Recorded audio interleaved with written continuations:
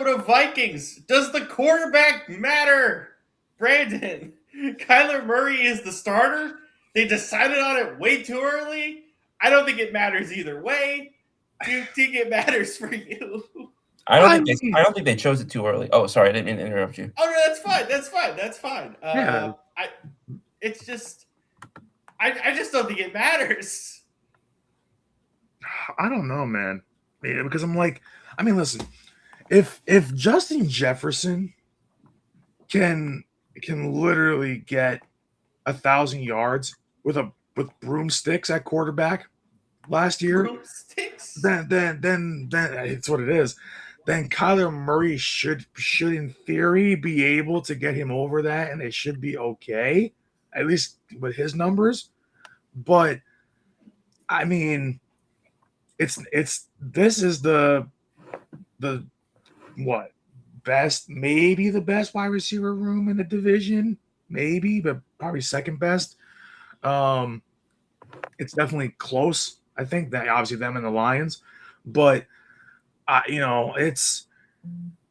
I mean, I just don't like the fact that it's like it feels like this whole division made no adjustments in the offseason. There's nothing. This whole division is the same damn thing from last year. So, like, I mean, how can I love the Vikings when all they did was change their quarterback and then add Jawan Jennings? Because that's all they did. I mean, their quarterback went from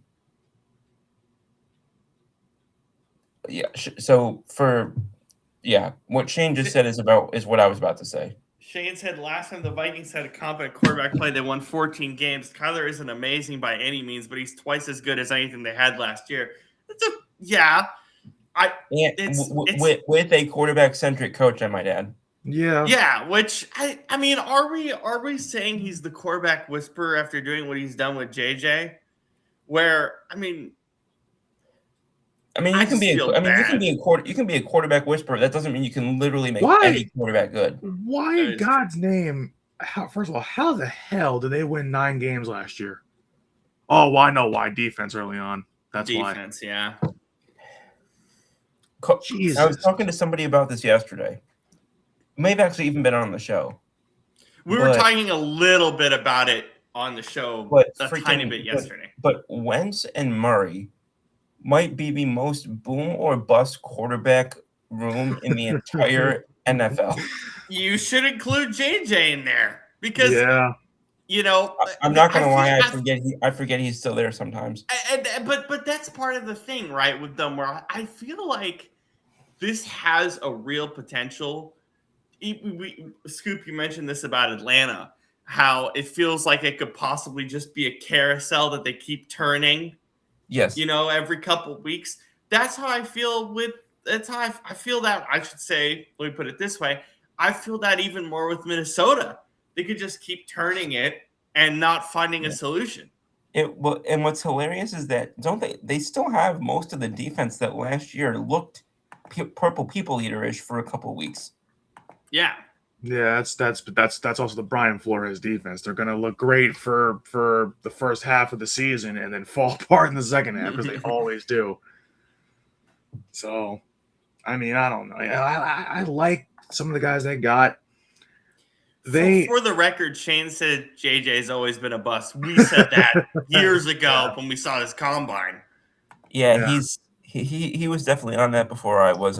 Unfortunately, when he went to Minnesota, I thought that could actually work, but I never liked JJ because here's the thing: is that in college, when you have a quarterback like that, you can win with a guy who just hands the ball off, who has the number 1 rushing attack and number 1 defense in the country. You can win with that because in college, it's a way different skill level than the pros. When you get to the pros, you got to be able to throw the damn football at least semi. That's what they accuse a certain number 1 of doing. Yeah.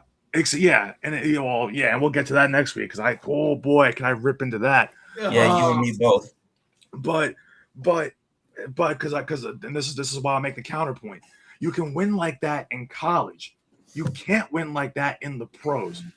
And the thing is, if you do win like that in the pros, it is extremely, extremely rare.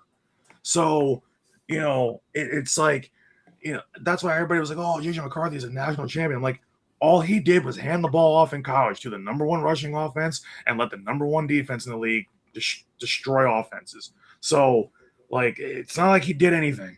So, I was never a big JJ guy. I never thought he was great arm talent wise. Never thought he was great athletically. Like, nothing about him jumped off. Like, even when he did have to throw the ball, I'm like, why do his throws look like wobbly ducks? I'm like, I don't like the fact that he really can't throw. Like, so it's Which like duck was wobbling? but it's like, so I never saw it with JJ. We know the Carson Wentz story. We saw Max Brosmer last year. That was an adventure and a half. Oh my god, I forgot about that. I didn't even bother naming that name, but yeah, that name also. Okay. And then Kyler, bringing in Kyler, I think it just makes the carousel worse. I mean, here's the thing: they have to keep Kyler away from Call of Duty. If they can do that, then the Call of Duty beta is in 2 weeks. Oh, geez. All right, it's over. It's over. Sorry, Minnesota. It's over. The beta is in 2 weeks. Also, the first campaign missions in the beta, I just saw that before we started.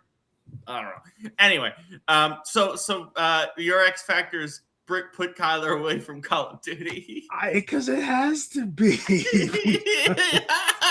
What else would it be?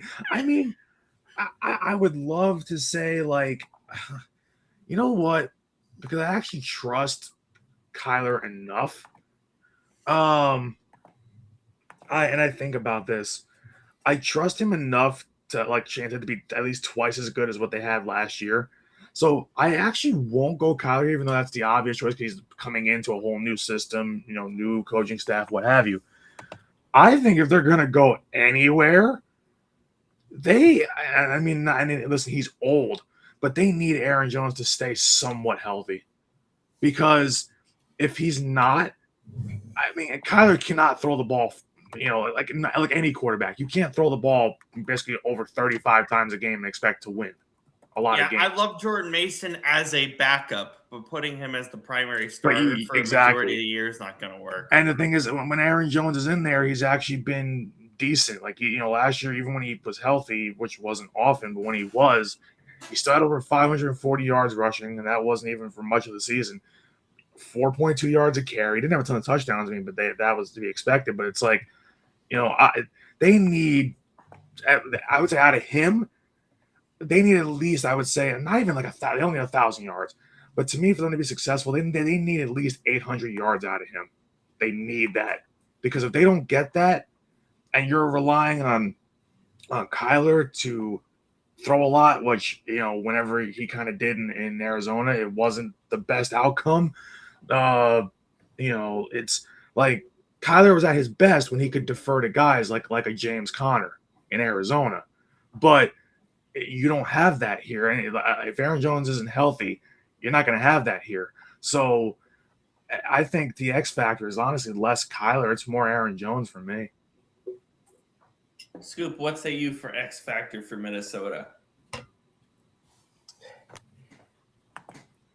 I really am tempted to go with what we said earlier with Brian Flores. But just the whole defense back there is like, I keep going from name to name because the fact that they just struggle so on and off with defense, and it happens at different levels. Like, it's not just like, oh, their defensive line is weak, or oh, their secondary is weak. Like, you can see the struggles come up anywhere on the defensive side of the ball. So, and first off, I want to apologize for this. My connection is very poor. No, you're good. You're good. We can hear you just fine. You were good. Cool. KFC has to pull. Yeah, he's not wrong. See, that's also what I'm worried about too. Is he going to ask Kyler to throw 50 times a game? Hell no. Shouldn't. What's funny is when I said Flores, I literally almost just said the whole coaching staff because I've got questions about O'Connell too. You can throw the whole coaching staff out of there, absolutely. Yeah, honestly, that's probably what I'm going to end up going with. It's a little more on the defensive side of the ball, but it's probably the one team in the NFL where I trust their personnel more than I trust their coaches. Yeah. Oh, Hey, there's Kev, Kev. what's up? Hi, what's up? Hola. How you doing, Kev Dutka? How are you doing? Oh God, What? it's the TCA guys. All right, Yeah. Oh, 8.5. this is another Yeah. company adjacent guy. Yeah. Yes. Oh, What's up, Kev? 8.5 for your Minnesota Vikings. Yeah, thanks, Kev. over. Because I'm like, man, This man did not just say Eagles suck and then let's go Raiders. yeah, he's a Yes, diehard Raiders fan. he's Well, a he's got to be Raiders happy guy. about what he saw in Mendoza last night. It's the preseason. Oh my I God, know. nobody cares. I know, but still, oh man, I don't know if I could go. I don't know if I can go over because I mean, listen, 3 teams in that division won 9 games last year. I don't think that's going to happen again. So, oh man, I mean, their first 2 games are against the division too. So, I don't know. Like, to me, you said what is that? You said 8.5. It was 8.5. Oh man, I'm gonna go.